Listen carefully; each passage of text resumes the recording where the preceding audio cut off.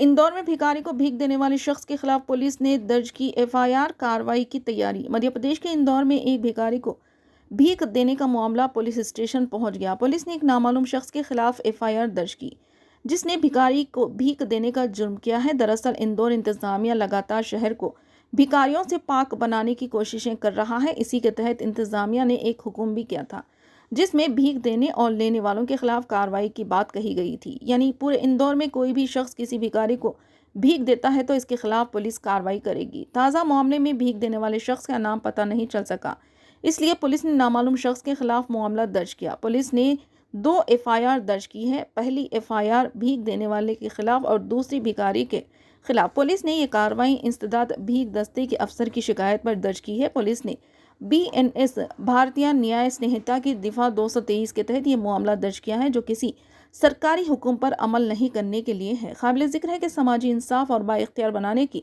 मरकजी वजारत ने मुल्क के 10 शहरों को भिखारियों से पाक बनाने के लिए पायलट प्रोजेक्ट शुरू किया है। इन 10 शहरों में इंदौर भी शामिल है।